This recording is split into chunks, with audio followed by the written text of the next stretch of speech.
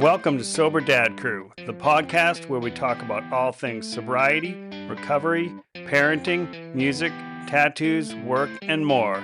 For more information, please visit soberdadcrew.com. My guest this episode is Jonathan Anastas. We talk about becoming a parent through adoption, pivoting from the music business to advertising, the importance of all ages venues, and our mutual love for the state of Maine. All right, Jonathan, welcome to Sober Dad Crew. Thank you. Thrilled to be here. Yeah, so cool. So, we were chatting a little bit beforehand about architecture and needing room for kids and houses that don't really have that room and houses that do. So how many kids do you have? My wife and I have one son. He just started second grade. We were asked by my son's school to be a host family for an international athlete in his senior year. So we are temporarily the stewards of a second grader and a high school senior, but that is a temporary arrangement. Yeah, my 17-year-old's now a high school senior. So it's an interesting year as her first day of school today because we're on the East Coast and we seem to start a month later than all you people on the West Coast. My brother's in the Bay Area. I was like, oh shit, right. My niece has already started school. It's like, up here in the Northeast where we still seem to keep the farm calendars. We're like just started. So yes, we look at this as our dry run for when our son is actually a teenager, right? We're going to get a little taste of what it might be like in 10 years. Yeah. So, I had long ago was a foster parent. So that was my first dry run, which, yeah, foster parenting is pretty bonkers because it's a broken thing about a broken system. And then I was married. And so I have a 21-year-old and a 17-year-old from that marriage. And now I remarried and I have an 8-year-old and a 12-year-old. So I have this bonkers range of, an adult. The 17-year-old really is essentially an adult, and then these younger kids. So I like to think I have wisdom from some of that, but I have no idea. I'll just convince myself that I do. I have far less wisdom, and my jaw dropped visibly as you told your story because I didn't know you were a foster parent. And my wife and I try to be very cognizant of our son's story being personal and his to tell. So if I sound like I'm treading a little bit carefully, that is why. But we were also foster parents to our son, who we then adopted and is now our adopted son. But the first 3 years of our journey, we were his foster parent. Yeah, it's an intense thing. The kids we had were returned, which in most cases, for better or for worse, is the goal, but not always the case. Yeah, it's interesting, the political pendulum, and I bring that up because obviously we both lived at a time in a situation where we were in essence serving a government who is the caretaker of this child. The political pendulum, at least in California, has moved a number of times from placement to unification, and how much pressure the system's bias is towards the two. And it was interesting because we were foster parents at a time where the pendulum was swinging. And when we started our journey, the pendulum was more towards placement, and we ended our journey, despite the fact that it ended in adoption, more towards reunification. But as a skeptic of government and a skeptic of governments in people's lives on a wide variety of topics, unfortunately, this really reinforced my sort of anti-government bias. We are very thankful that Cameron's our son, but co-parenting with the government is not something I would like to repeat. Yeah, I remember being in a meeting and it was leading up to the return of one of the kids. And this individual is an adult now, but I won't give any, identifying details. And in the meeting, there was a moment when the caseworker said, "Oh, if the father needs a nap, the then 2-year old will just also take a nap." And I thought, in what actual universe, if you speak with any fucking parent ever, does that align? I think my hand went up, and I was like, that doesn't really seem like a solid plan. No, I mean, without getting too derailed into this whole thing, because we have a wide range of topics to cover, I'll give you a couple of examples. My overarching takeaway from it is very important that government provides systems so kids with the greatest needs don't completely fall through the cracks. And I appreciate that and I respect it and I'm happy that it's there. What I think the ultimate flaw, at least in the state of California, is, I mean, amongst many flaws, is that the system shoots too low with too much of a bias towards averting disaster at the expense of generating greatness and opportunity, if that makes any sense at all, right? From their sort of risk bias on a number of levels, which I respect, but I'll give you a couple examples. So our son is Black. We are white parents. Came to us at 3 days old from the hospital. Black people have a greater propensity to being lactose intolerant than white people. So we made the decision, because we didn't know if he was lactose intolerant at the time. My wife's very good at these things, to have him on German goat milk formula, the size of the protein molecule, etc. That blew the head off our caseworker. Like, didn't follow, like, we're not using Similac. We're not using something, and so the levels of approval and sort of CYA required to get approval to use high quality formula that is really a default in Europe, like it's a default brand, was shocking. And I would say at the second big one like that was, it was a 3-year journey to finalizing the adoption, and we had to start making some educational preschool choices. And we are actually not in the legal position to make educational choices, and we have to start applying for private schools and private preschools. And that also sort of broke their expectation. And we had to actually have a court appearance for permission to make these educational decisions as foster parents. And it's very interesting because I know there's economic bias in this and class bias and all sorts of things. But the judge, and sort of given where judges usually come from, understood so readily what we were trying to accomplish that literally the court hearing took about 2 minutes. But and we were granted, in essence, educational decision making in advance of an adoption, right?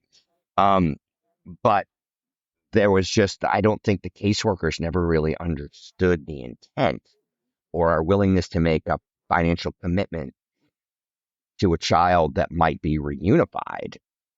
And why wasn't public school good enough? And, all those things. And my wife and I, our view is we want to give this beautiful boy the best opportunity possible, regardless of whether there was reunification or not. It's not like investing in a stock fund, right? And we want our money back. We want the best possible outcome wherever he lands, as long as that's the best possible outcome. And that was oddly, that sort of goal to have the best possible outcome always was a tension point, if that makes sense, throughout the foster experience, as opposed to like sort of a median outcome or a disaster aversion outcome. Does They, that they didn't make any they didn't know sense? what to do with it. No. Yeah, and I have stories like that as well. Like we weren't doing it for money. You know, Oh. we both worked and all that stuff, and not saying that everybody does, but it has been known to happen. Let's just pivot a little bit. So, did you always want to be a dad? No. Here's the interesting thing. I'm going to make certainly my story. It might resonate with other men listening. It might not. I think there's some men who certainly want to be fathers from the jump. I have sort of two levers I'm going to introduce on that. First, I come from a divorced family. My wife comes from a divorced family. I think to some degree, fear of replicating that and not having it work out, so to speak, probably biased me away initially. So that's one lever. And then again, after that, I think I was a late to life father. I was late to life being married. That I think men or some kind of men, certainly men with my wiring, start doing this sort of like outcome analysis, which is like, my life's very good the way it is. Is introducing other levers going to, does it have a better propensity to make it better or does it have a higher propensity to make it worse? Right. So if you're in, I had a successful career. I had what I thought was a full social life, had disposable income. And I was worried about are all these things going to make my life better or make my life worse? Certainly going to change. And at a certain point, I think what I realized was my life was great on a lot of superficial levels and on a lot of sort of actual levels, but I'd stopped evolving. I'd stopped growing. I'd kind of stopped learning. And the only way to kind of keep going in any of that stuff was to take on things that were out of my comfort zone, to take on things that introduced risk, to take on things that could end up not working out. And so, first, that was marriage. And I've been married now for 14 years, which is already twice the amount of time that my parents were married. And I've been a dad for 7 years. We ended up being in a long journey towards how our sort of family was going to be created.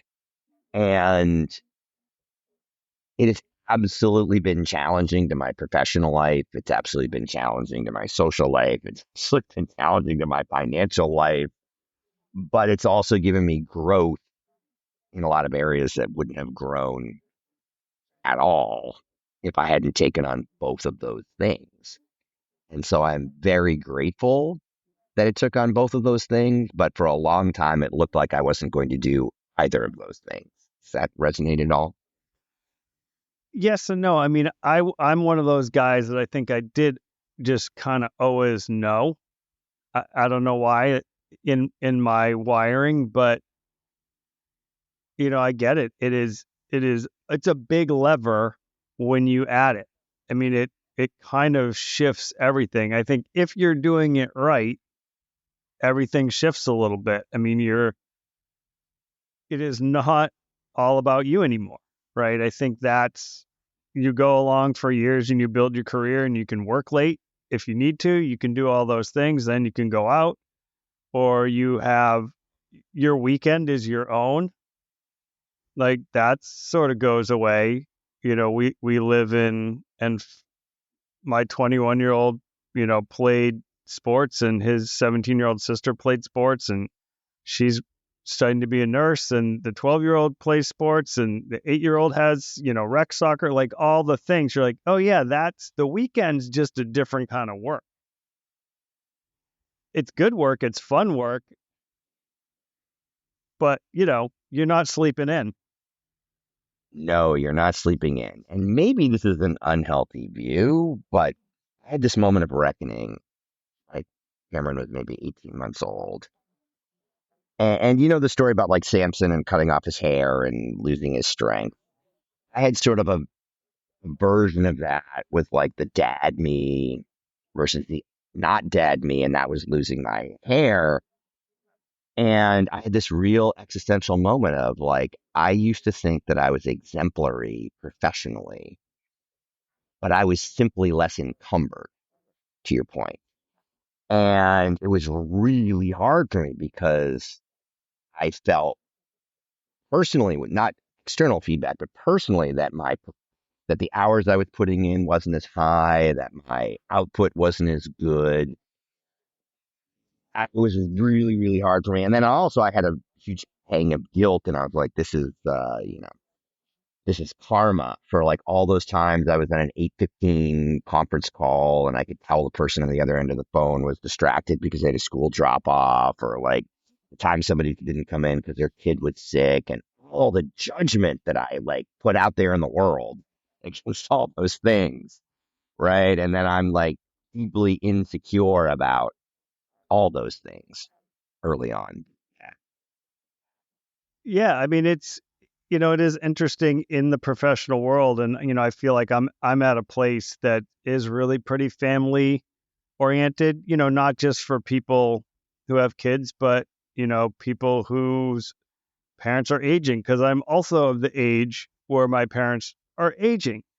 And so that's its whole another dynamic. And there's a moment my mom was in the hospital and I wasn't sure. I grew up in Maine. My folks are still there. I wasn't sure if I needed to just run home, throw a bunch of shit in a suitcase and go. And the president of the company he looked at me and he said, "If you need to go, you go." He said, we'll cover you. We got you covered. Like family first. And it is a place that, genuinely means it. I think a lot of places say that. They don't really mean it. So Oh we no, have, they don't mean it at all. They don't mean it at all. And it's funny because I worked in sort of younger industries. I worked in music, I worked in video gaming, I worked in advertising. And so there was a huge percentage of the population that simply hadn't aged into parenting yet. And, this is awful, but I got my first promotion clearly. And again, this is ingrained in me because my boss, at some point early in my career, prioritized being there for his kids, right? I was working in advertising agencies. I won't mention the agency, but like, so sort of say like 3 or 4 different times in short notice, the CEO of the agency would come down the wing of our offices and be like, I won't mention the guy's name, but like, where is, and mention my his name. And I'd say, oh, I think he went home to do bedtime. I'm very young at this point. I'm just a couple of years out of college. And then this agency head would dump the problem on me and I would solve the problem. And after about 4 of those, my boss wasn't there anymore. yeah, probably there's some questionable legality to some of that. But yeah, it is. I think there are certain people or industries. I mean, I am in marketing, but, work in architecture, an architecture firm, and architecture is one of those legendarily long hours, not Mm-hmm. sympathetic industries. I think that's shifting. I think the place I work is leading some of that shift too, in expectation and all that. But it is an industry that it's deadline driven. My last week was bonkers. Preparing for things. We had, multiple proposals, a major interview for a project the firm had been tracking for almost a decade. And I didn't let myself feel the pressure of that. But, you're looking at like, all right, it's my department. We've been tracking this for 10 years. Okay, first step, proposal. We got shortlisted. Okay, but now comes the interview, and that came, and we won it, and it's a $55 million project. You know, it's a big project. My job is to win projects so people have their jobs. I mean, that Right, is right. how I look at my work. I will look around that room and I'm like, everybody in here, you know, whether they have kids or not, has family, has rent, has mortgage, they have all those things. And it is my job to make sure people have jobs, you know, and it's not, I'm a pretty creative person. That's not always a creative thing. Not, deadline driven is hard. Like no one moves Mm-hmm. the deadline for the interview. It's just the deadline. No, no, that is all true. So you have an interesting resume. Yeah. I suppose I do. My dad said that about me once too, but I think yours is more interesting. My dad finally said, "Yeah, I've most of my career has been in Ithaca, New York." He's like, "Pretty soon you're gonna have worked at every place in Ithaca." And he was the guy that maybe had two major jobs until he retired, Where in right? Maine did you grow up? Right outside of Portland, so in Falmouth. Yeah. We have a little house off Mount Desert, so I know Maine very well. And I went to summer camp outside of Lewiston, Auburn for 10 years. I Yeah, love we had a Maine. cabin in Ellsworth. Love it. Yeah, so beautiful. We were just there 2, 3 weeks ago to see my folks. Rented a little cabin on a lake. I was up, I'm old and early now. So, sitting at the lake, drinking coffee, watching bald eagles fly over.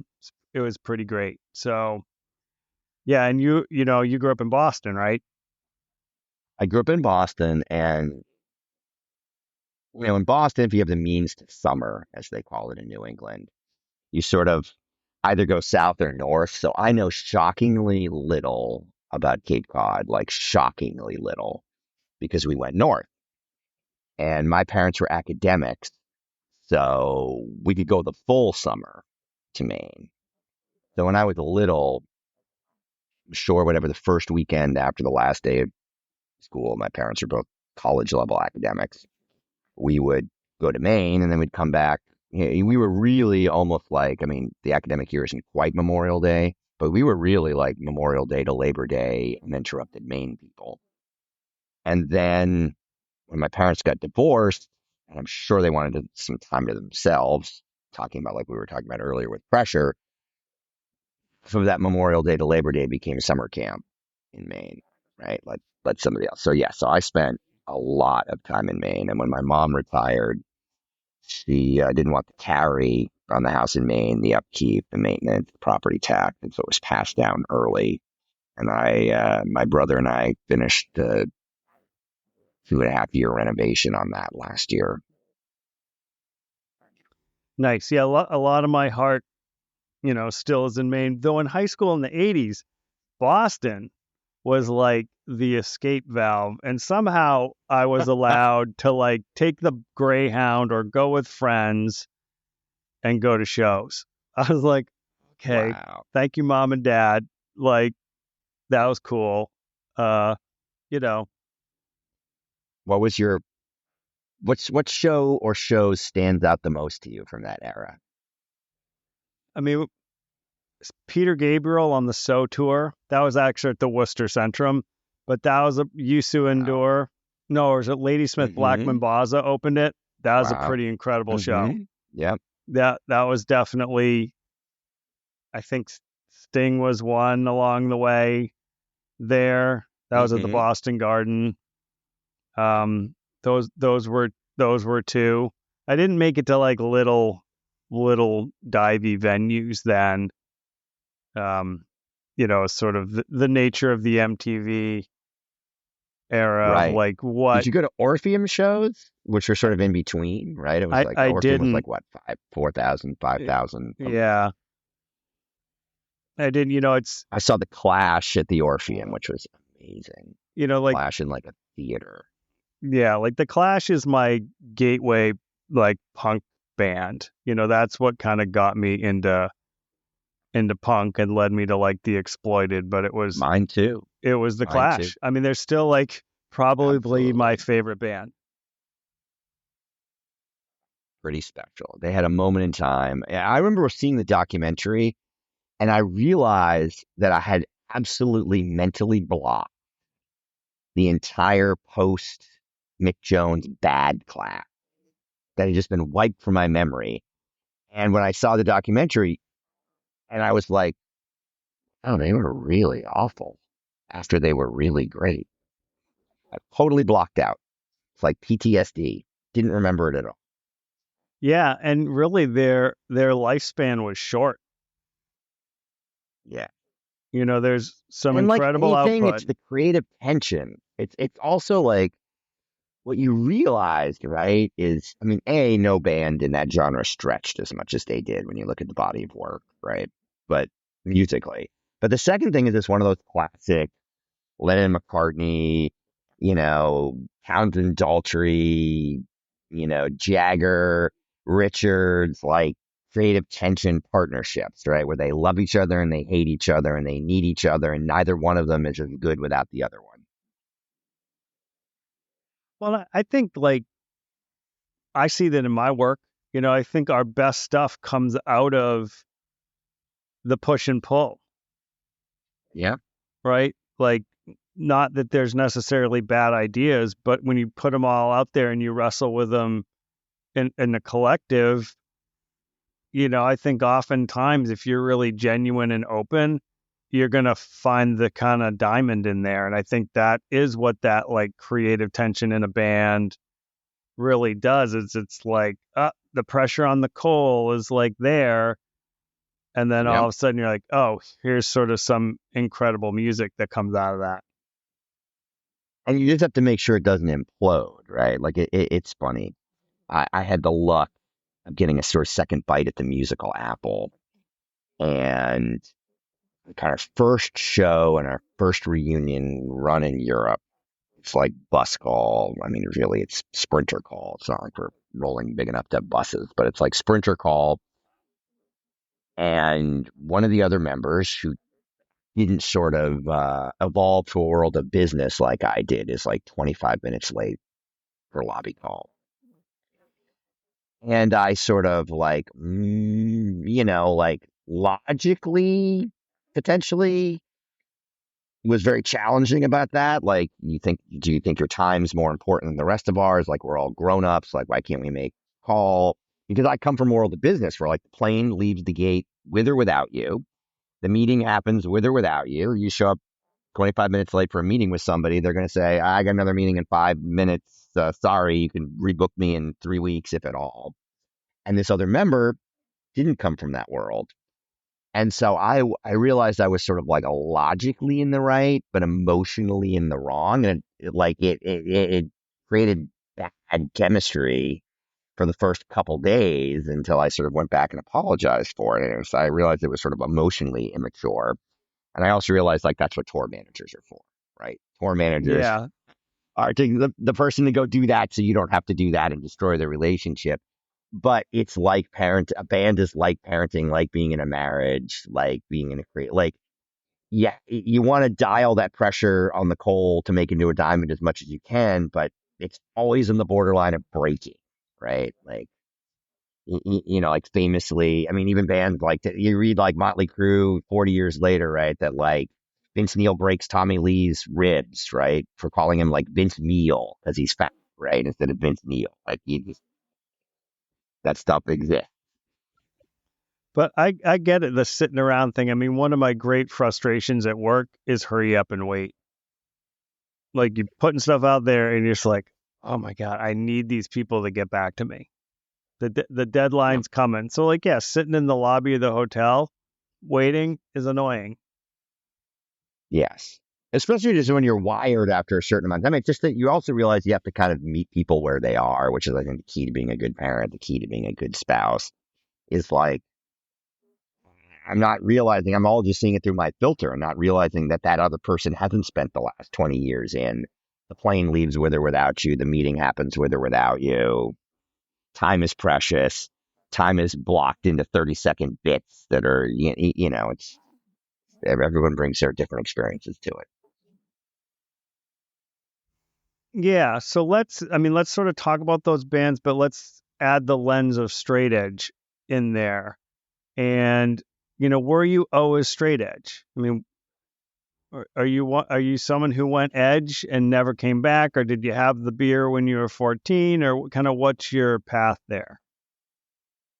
I was never a drug or alcohol abuser or a heavy user, but peer pressure at the time and place that I was a teenager in was to do it versus not do it, right? So really young, you know, there's house parties, people are raiding parents' alcohol cabinets, somebody's getting an older brother or sister to buy things for them. I sort of experimented lightly to fit in. It never felt right to me or great to me, or I enjoyed feeling of being in an altered state. So I never got radically altered. Like I never threw up in my life. Like I never had a hangover, so to speak, but I sort of went along, if you know what I mean. Um, and my parents, being of the 60s, were marijuana users and drinkers. And as I sort of like, you talked about how you went to Boston, but you seemed to go to the small places. I was living in Cambridge at the time. My mom had gone back to school post divorce to get her doctorate. And I'm living in Cambridge and I can walk to Boston, right? And I was very lucky when I went from the world of like high school, hunky Friday night parties to like spaces with bands. A, because I was underage and I couldn't get into a place that served alcohol, and B, my musical taste was more towards heavier music. I ended up in rooms where the default was to be straight edge. The default was not to drink. The default was not to do drugs. And that just felt better to me. And that felt like my community. I mean, I can't really unpack the box and be like, this was my community and my people. So I accepted the straight edge piece of it, or the straight edge piece just felt good as well. But that became very important to me. And then it sort of got amplified back to my parents now as a form of rebellion, where I'm like, you're weak. You need drugs. Like, you're weak. You ain't have a drink when you come home from work, right? Like, I don't need any of those things. And sort of became, so it sort of was reinforced then as another way to rebel. And I stayed straight edge through my entire sort of first act of my musical career without any temptation to do otherwise. And saw for the first time how the scenes have sort of split into two, and started to see people overdose, die, make really bad decisions, end up in jail, right? And at that early stage from like, say, 16 to 20 or 21, the outcomes were very different, right? And not even dealing with the outcomes you see later with musicians who struggle with substances for 20, 30, 40 years, but the outcomes were already different. And the brand trajectories, maybe I have, sort of like recollection bias, but like the bands that were straight edge worked harder, achieved more for the most part, weren't distracted, etc. Um, and then I entered advertising, which was like still had some of that Mad Men, Don Draper thing, and sobriety wasn't in the culture then in the 90s like it is now. And I was viewed with suspicion for not drinking. Yeah, I've been there. It made people sort of insecure. It made people insecure about their decisions. Well, what do you think? Do you think I have a problem? Or made them question whether you're like all in or you're the killjoy. And so I went back almost to what I did at 14, but more so, which I sort of like fake drink. I'd order a drink, I'd have a sip, I'd, you know, throw it in a plant, I'd pour it out in the bathroom. When the second one got ordered, I'd tell the bartender, to give me cranberry juice, but in an old fashioned glass, not in that telltale like juice glass with a With straw. the Like, straw. give me the Yeah. rocks, put it give me the thing that looks like the thing that I ordered the first time, right? Or like tonic water, so it looks like a G&T or whatever. Um, so I was doing what I would call sort of fake drink. Alcohol would touch and I want to be like sort of honest to people. Like, I guess I could have called myself straight edge, but like alcohol crossed my lips and occasionally a sip was swallowed. So I absolutely broke it. You know what I mean? But like never did drugs. And, if we're really going to be technical about how we define straight edge, I smoked some cigars after meetings, right? Never cigarettes. But so I broke edge in a couple of ways. When I got my second bite at the musical apple, I was like, I can't go back on stage and sing these songs, even if I'm taking a sip of alcohol. Like, that's fucking hypocritical. It's not the image I want to put out there in the world. It's not what I want to say and do. And so I made a very not hard decision, like giving up those two sips of alcohol was painless for me. But I made the decision that I was going to be very serious about it again if I was going to get up and sing songs about straight edge and advocate for straight edge, and it's an important thing to me. And at this point, I'm married, and my wife is now 24 years sober. When we got married, she was like 10 years sober. She never had an issue with my teeny amount of alcohol, and in fact, occasionally, like in the nervousness of early dates, I'd go out and order a drink. And as a sober person, she'd say, you can just walk away from that drink and you only had 2 sips of it, like at the end of the date. And I'd be like, yeah, whatevs. I used to litter mostly undrank drinks all around the world. I used to say that I poisoned plants all over the world. Right? That's right. I'm pouring poison into planters in every bar in America. But so I decided that I was going to be straight edge again. And that's sort of where I remain.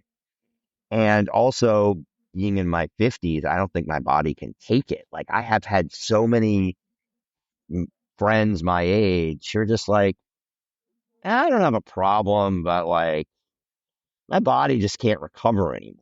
Like my body just can't do it. Like one glass of wine and my workout goes to hell, or like one cocktail and my sleep goes to hell. So I think there's like sort of huge health benefits. And now, well into my 50s, the great majority of my peers don't drink. But that was mostly like literally sort of like a Peter Attia anti-aging sort of like, I like to work out. I like to be healthy. I like to have a good night's sleep. I'm wearing a Whoop. They were looking at their Whoop data where their recovery drops 30 points if they have half a drink, you know. But that's sort of my straight edge journey. Well, yeah, and when you get to be in your 50s and all that, if you've kept up the level of alcohol intake that some people do, you start to age very rapidly. So if you have, as I do, a certain level of vanity, um, you know, it does treat you pretty well to not put a poison in your body on a regular basis.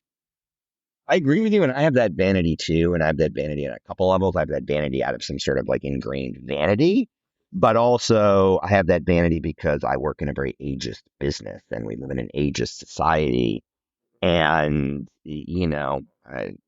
I believe I appear younger than my peers who drink, right? Just like if somebody's going to do that blink, how old do you think that person is, right?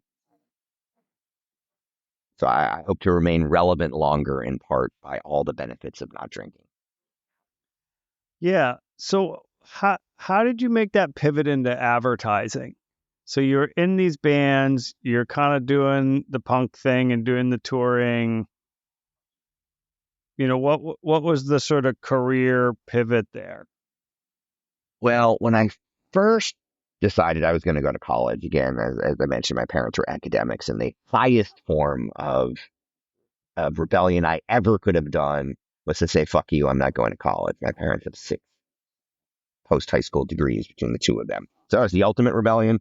I ended up sort of cutting off my nose despite my face. But so by the time I decided that I did want to go to college, because I think like when DYS broke up, those kind of like dead end jobs that you have pay the bills you live with because you're not defined that way. You're defined by being a musician, and all of a sudden you're defined by these sort of dead end jobs. I was a line cook, I worked in a record store, etc. Not a great life. So I'd already started going back to school. I was already taking classes when I was in Slapshot, and I thought I could do both for a while. And then at some point, then Slapshot's national touring and international touring starts to pick up, and it just wasn't tenable. I wasn't able to handle my course load and vanish. Like when I was in high school, I would literally just not show up for 2 weeks. And, it's kind of the pre-internet era. So I'd show up at school again and they'd be like, where were you? And I'd be like, I was on a national tour. And they'd be like, yeah, right, kid. Sure you were. But I was. And it just wasn't tenable. And so I quit to finish my education, but I was still in this music zone. I was sure I was going to go to law school. I was going to be a music industry attorney. I was going to stay close to music.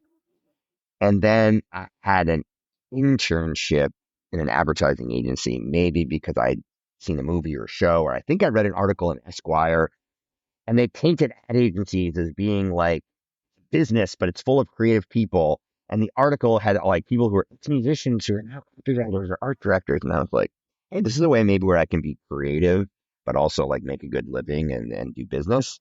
And so I said, after college, I'm going to do a year in advertising and see if I like it. And then I'm going to decide if I'm going to go to law school or not. And it sort of instantly became 60-hour work weeks, and I never went to law school. And I did about a decade in advertising before I went from advertising agency side of marketing to what you do, right? Which is like the sort of in company, sort of brand business side of marketing. And then far later, when I decided I wanted to be an operator more than a marketing person, kid who told his parents was never going to go to college kind of quietly enrolled in an executive MBA program at Wharton during COVID. And I remember my mom, like, I didn't tell my mom. And at some point, my mom's like, "You have a program at Wharton?" And I was like, yeah. Maybe. And- yeah.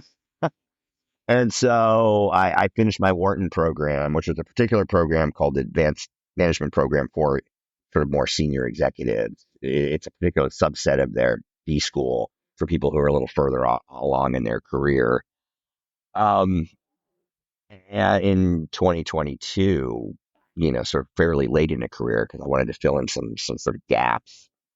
And it was interesting because when I started at the same time my son was starting kindergarten in a new school. And I was like, look, daddy's starting in a new school too. And because of COVID, I had a hybrid program where 1 month it would be 5 days a week online, and the next month it would be 5 days a week on campus in Philadelphia because it was like, it wasn't like in lockdowns. It was 2021, but it was still like all remote work, right? So like I can zoom in from anywhere. And I fell in love with Philadelphia all over again. What a great city. Yeah, I've not spent a lot of time in Philly. Legendarily, this is a total non sequitur. My dad had a conference there. I think I was in third grade. On the way to Philly, because my parents had lived in New York, Hmm. we drove around New York trying to find the apartment they lived in, but we did end up in Times Square, and this was in the 70s. It is not the Times Square of today. No. Yeah, and then we get to Philly, and we're on like the 24th floor of this hotel. And at like 11 at night, the fire alarm goes off. And we're looking kind of out the window, and I'm looking at my parents who are trying. This is like a parent. They're like, what the fuck do we do? Do we grab these two kids and start humping down the stairs, all those flights of stairs? And fortunately, by the time they were like getting ready to go, like, because this was also the time when everyone smoked, right? So I guess smoke from the Right. ballroom got in the elevator and set off the thing. But it's sort of like, to circle back to parenting a little bit. It's like, oh shit, what do you do? Dude, I know that Times Square. I was at one of the all ages shows at the Clash at Bonds, and I was like ripped off at like 15 in that Times Square. Like, I'm some idiot from Boston, and some guy's like, I'll get you a fake ID. Give me $25 and I'll be back in 30 minutes. You know the Yeah, ending of that story. And we used to play CBGBs, right? At a time when like the police didn't go below 14th Street, kind of literally. But dude, I know that story. But I had relatives in Philadelphia that we used to visit, and one of our seminal shows, which was on the internet, was at this place called Love Hall in Philadelphia. So I've always loved Philly, but it was super cool to go back as an adult, and also as a white father to a black kid, like it's just a much more integrated city than Los Angeles. Cool that way too. yeah. I don't. I've never been to LA, so I don't know LA. But I do want to touch on the importance of all ages venues. So for me in Portland, Maine, it was Zoots. I don't know if you ever did anything at Zoots. Um, Don't remember Zoots, but for person who's straight edge, my memory is notoriously bad. But all yeah, I ages mean, venues are everything. it was 6 nights a week, Hmm. a regular venue, but Wednesday nights was the all ages dance show. The guy who owned it, Hmm. Chris Clark, there's still like a reunion group, and like once a year at Thanksgiving time, he's got to be like 80 or something now, or what, I don't That's even know. awesome. But he still like does a reunion, and it was such an important space for like, you know, young people who did not, this was the 80s, a very conservative time, who did not, fit the preppy bill or the jock bill, but like those who are kind of punk or whatever. It gave us this space to like be who we really were. And I don't, I don't know, I don't see, at the same time when like drinking is overall decreasing, I don't see these all ages venues existing as much anymore, or even No, places that do an all ages night. have you read Anxious Generation? I have not. So everybody makes it about the phone, right? And that's become the thing. When you really get into the book, it's way more about the phone. It's about how society changed in the 80s, which is getting to your point, to like the stranger danger thing. Whereas like parents today of a 14-year-old are not going to be like, oh yeah, go to like this club that's all ages on this night in the middle of a city on your own, right? Like for better or worse, probably for better and for worse. I was basically raised by wolves, right? By like narcissistic, self-absorbed, permissive generation parents, right? So I think those venues could exist because parents were at a certain level okay with their kids going there. Nobody sends their kids anywhere without parenting now, right? Without like a nanny. And so like we have taken like I don't know where you live. Where I live, I wouldn't even tell like we wouldn't even let our son walk the 4 blocks up to the playground from our house alone, probably. Right. Um, so I just feel you and I are talking about a time where people were like okay with their kids, their teenagers having a certain amount of leeway, which allowed us to build communities and express ourselves. And like fear has squelched that. Fear has squelched that. Yeah, I mean, I remember I grew up Unitarian Universalist, and we had a youth conference in New York, and we stayed at the fucking Y. And I was Right. like Nobody would 16, do that and today. we were running around New York City at 16, Right. totally unsupervised. Yet, to your phone point, we will put, and I'm totally guilty of this, in the hands of our children a device where all manner of darkness is easily accessible. A lot of good stuff too, but the rabbit hole to dark things, like talking to my 21-year-old, Yeah. and about what, basically alt-right recruiters out there that went after Yeah. him. And like, right, we won't let you run around for some perceived fear of danger, but we actually give you, and I'm certainly like not anti cell phone or anything, but we do put a device and give, for the most part, zero guidance to a young people about these devices or literacy. So my wife is a social worker, and she has her doctorate, and part of her work has been around like social media literacy, not just for young people, but actually to like train social workers in social work or in social media literacy and online literacy. Because they're these counselors and social workers working with young people who don't actually understand all that is out there. But it just, it is an interesting divide, as I said, like this perceived danger of the stranger when you're actually giving them something that can easily lead to danger or is designed in its very nature to, like, for instance, target kids. It's a New York Times article, and it's talked about, there's a kids jewelry company, and they said they pulled their Instagram analytics, and they realized the algorithm, they had pictures of like girls and boys and jewelry, were directing them towards like middle-aged men. So here, kid, have your phone. And the company had Yeah. no idea till they pulled their data that that's what was happening. And then they didn't really have anything they could do about it. Yeah. I mean, it's it's a conundrum, right? Because I default towards freedom because of my punk background, because of my political beliefs, because of the era I grew up in, right? I mean, like we've lived in this flip flopping world. Like the era you and I grew up in, free speech was a left wing tenet, right? Like the Warren Court, the most liberal Supreme Court in the history of America, is the court that passed the freest of speech laws that have become the tenet today, right? I mean, they were the ones who overturned fire in a crowded theater, right? In fact, you can yell fire in a crowded theater, right? So I came in from this sort of leftist punk view that speech is everything.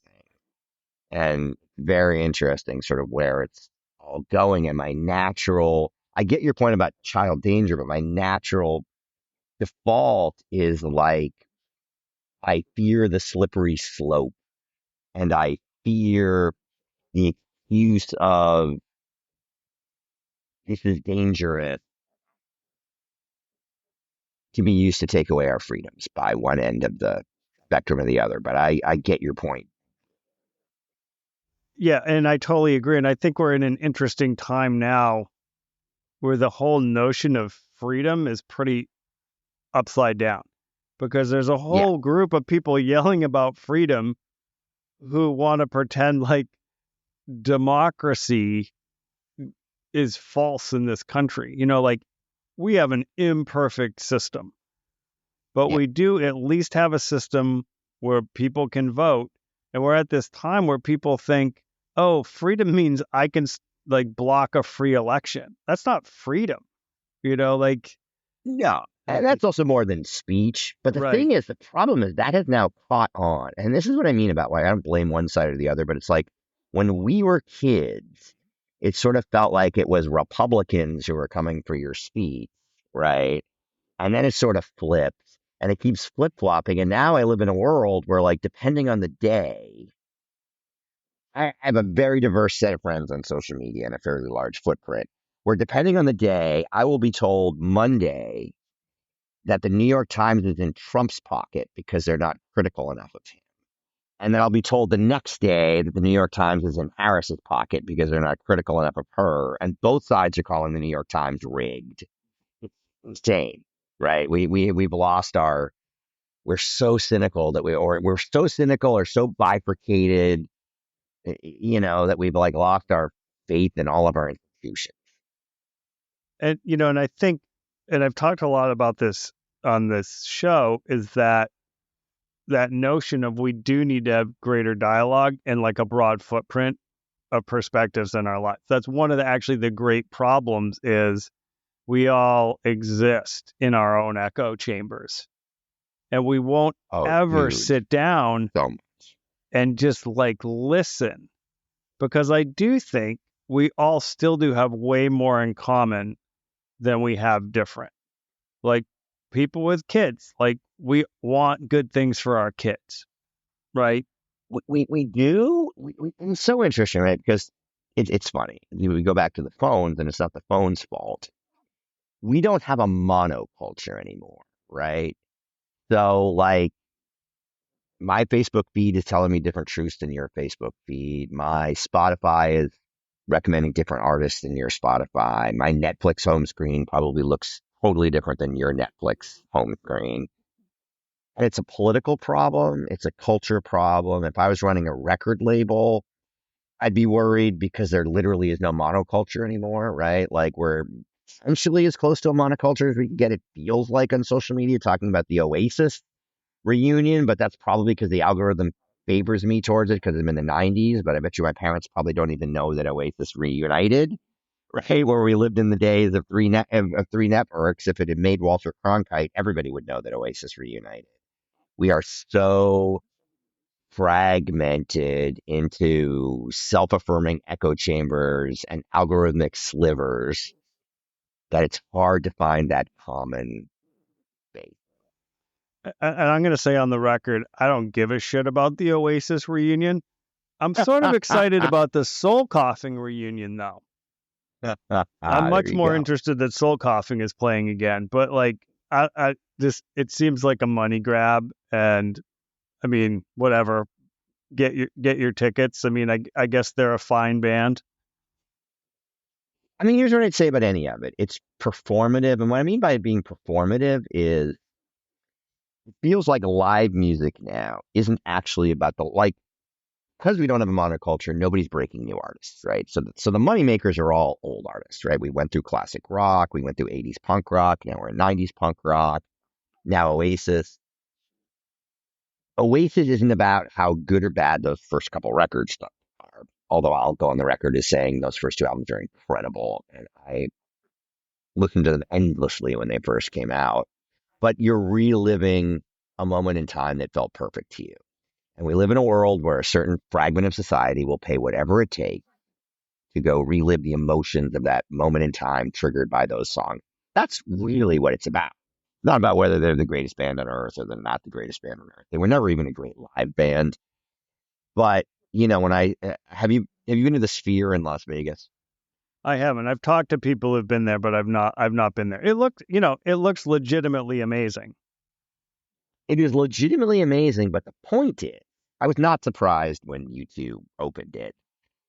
I was hugely surprised when the next two acts were the Dead and Company and Fish, right? You don't think about being on the level of U2, but then I start thinking as a marketer, like you're a marketer, Fish fans are now in their 50s.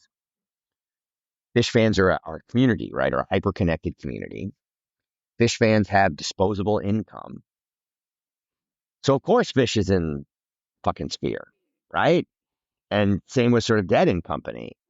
Whereas, like, I don't know, like Rihanna, her audience is younger.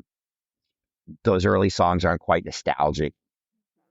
The community is actually not as coagulated. They're not as much super fans. Like this is going to sound like a funny aside, but it's not. Like when NFT started, I watched Grimes and The Weeknd both drop NFTs similarly priced on the same NFT platform. Grimes did 5 million. The Weeknd did 2 million. Grimes has 7 million Instagram followers. The Weeknd has 70 million social media followers. What's the difference? More Grimes fans are super fans, right? So I think all the big reunions, the Sphere bands are about super fans reliving a moment in time and then sharing it on their social media, right? Like the picture from inside the Sphere of Oasis is the thing of value, and feeling like you're 22 again in 1995 is what you're paying $500 for, I guess, right? Yeah, maybe I don't know. Like I don't. I mean, I remember, around the time discovering the Clash, like U2's Under a Blood Red Sky, and that like Yep. really resonating, right? But now I don't have an interest in seeing them. Not that they're bad, they're probably still great performers. I guess my path in life, I'm not I'm I'm not trying to relive all that stuff. I don't know. I mean, I'm old, and I guess I accept I'm sort of old and not cool anymore. Especially according to my children, because they definitely make sure you're not cool. Um, but yeah, I get it. Like people are trying to relive. I think it's maybe I don't know if it's distinctly American, but people like we don't ever want to let go of youth. We don't. I mean, it's not always reliving. I almost has a negative connotation. Like to some degree, it's also celebrating. Like I don't do that stuff that often. But so growing up in Boston, when I grew up, Aerosmith was the goal. Aerosmith is probably the band that made me want to play guitar. Like Joe Perry was the coolest guy on earth. When they did their final residency in Las Vegas, and I'm really glad that I got to go because they ended up canceling their final tour. I went in a lot of ways to say goodbye because I didn't think they'd play anymore, and that band was really important to me. And I was lucky enough that we were schoolmates with daughter, Steven's daughter, and she hooked me up in a big way. And I wasn't reliving being 13, but I was like celebrating how much that band meant to me at that moment in time and how it set my life in a trajectory, if that makes sense. And I was Yeah, no, willing to buy a hotel room. I was very lucky. Steven's daughter really did me a solid, but like I was willing to buy a plane flight. I was willing to buy a hotel room. I was, Yeah, it's like, I mean, it's sort of the ultimate musical destination now. And I get why artists want to camp out. yeah, Like, I get it. Like, any of those Vegas cost of diesel residencies. fuel. Yeah, there's a lot of Yeah, reasons, there's like, but also to your celebration, they sell the ability to sit on stage now, right? They sell the meet and greet. It's not even just sit in the audience, right? It's like it's almost like Candy Crush, right? Like I used to work for the company that owned Candy Crush. 95% of people who play Candy Crush don't give them any money at all, and 5% give them $3 billion a year, right? Like I think even music has coalesced around this idea of super fans to the point where it's even punk rock. Like when SSD Control re-released their album, they released 9 versions, right? Which is like what Metallica does. And there's kids out there who had to have all 9 versions. They're totems of something, right? yeah, it's funny because I was just thinking about, do you know Dave Hawes? Do you know that musician? Yeah. Yeah, and I interviewed him. He's one of my first guests. And then he came through Syracuse, also a great hardcore punk city. Shout Hmm. out to Syracuse and bands like Earth Crisis and all that. I mean, we Yeah. saw him at this little place. It's almost like a dinner theater kind of vibe. Like my wife and I, he bought a two top.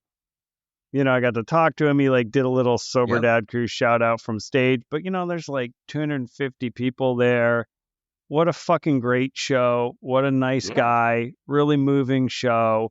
But man, they are just on the road to make it Yeah. work. You know, like two, three, 400 people a night. Like that's, you know, he's Yeah. got 2 kids. It's a lot, but Yeah.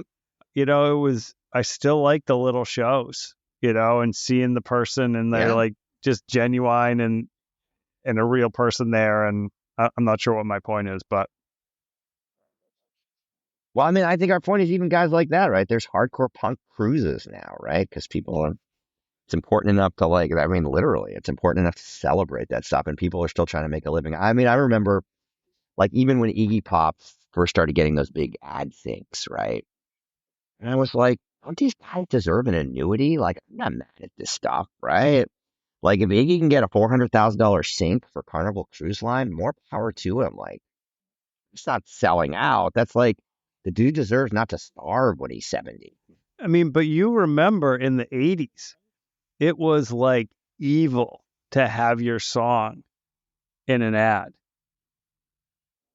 Yes. And I think hip hop, I credit hip hop. Hip hop made it okay for everybody. You know, and I would rather have a band use their song in an ad and that they keep going and putting out music that I love because most people aren't buying music. I buy vinyl, especially the small bands that I like. And one thing I like that Dave Hawes does is like the vinyl comes out first. He lets that Yep. sit for a month or so, and then it hits streaming. He's like, you know what? The Yeah. people, the fans who really are like buying the thing should get it first. Then it's going to be out there because that's the world in which we live. Yep. I mean, it's interesting. Everyone's got their model. A lot of the hardcore model right now seems to be, to my point, you do like multiple colors and multiple versions, right? As opposed to like staggering it. And the casual fan streams and the super fan tries to collect all the ephemera. But I mean, it's funny because to your point about how you like to see them going, I'm going to make a strange analogy. Everyone hated when Porsche built SUVs because they were a sports car company. And those SUVs that Porsche builds allows them to make the 911 better. And they wouldn't have the R&D money to make the 911 better. They didn't make it. Yeah, and it's probably a fun SUV to drive. It I is. mean, my Mazda's okay, but I bet the Cayenne, pretty delightful drive. It is a pretty delightful. I mean, the 911, that's like my son's fantasy car. The older son is a vintage 911. He's a But by supercar the way, I guy. love that your 21-year-old son, his dream is something that in essence has been as unchanged as something can be for 75 years or whatever, however long it's been, like that's Yeah. cool to me. he's got a good aesthetic. When he was young with a camera, I don't know, third grade or fourth grade, I can't remember. And Corning, New York used to have a Ferrari show. It's cool. They closed the streets. And he brought his camera and he brought it back. And all his shots were these like tight little detail shots of like into the wheel and the brake or the badge. It was very cool. It's like, oh, you have like a good like aesthetic. And he was actually today in Watkins Glen, New York. They do a vintage car event. So if you're into Mm-hmm. racing, people know Watkins Glen. And they run Oh yeah, I know Watkins Glen. in this event the original road course. So they closed the roads in the village, and all these historic race cars drive on the roads in the original course. Very Mm-hmm. fun, cool event. And then all day long, like the cars are all out. Yeah, it's a very super cool thing, and I think that's kind of where he got that kind of love of car and car stuff. Does he get it from you? Are you a car guy? Are you a He camera gets guy? it from his mom and her dad. That's like I like cars. I'm a super Formula One fan, but like that, like Mm-hmm. do it, work on the car. That's through his mom, Yep. which is also kind of cool that it's through his mom. Totally. Yeah, I learned I mean, they're carpentry all from my dad. reflections of like awesome. I mean, we're all reflections of like moms or dads or grandparents or friends, our parent genealogy. It's crazy to see these like people form and where you're the same and where you're different and where it all comes from is fascinating to me. Yeah, and that really kind of brings it back, as maybe we wrap up towards sort of parenting, right? It's like all of a sudden you have not all of a sudden, but you have kids, or now I have stepkids, and it's interesting to see like the difference between having an infant and raising them and then intersecting with kids who are fully formed humans, Mm-hmm. right? And then trying to build a relationship with some that's you had no role in some level of their early years. And that's sort of for me, way back with foster parenting, there was some of that. Um, and so that notion of, what you're saying, what we learn or what we inherit, and not in a financial sense from our families, but like how we share the things we love with our kids. I mean, you raised a whole other thing. I mean, I'm raising a boy who I couldn't love more, who shares none of my genealogy. And when you talk about like when the baby first comes home, I think out of like ego or biology or whatever, people are like, well, this is your genealogy and my genealogy. And so we have to protect it and it must be good. Right. I mean, that's like sort of probably the biology that kept the species alive. Right. And like this boy comes to us that doesn't have our genealogy at all. And 7 years in, you literally cannot close my eyes and conjure a different kid. I'm incapable of it. Like when I close my eyes and go, like, what would like literally I can't imagine any kid but this kid. Crazy. To your Uh, point about like you've had to integrate with people that like you don't share biology with or came to you somewhat formed, right? Like, yeah.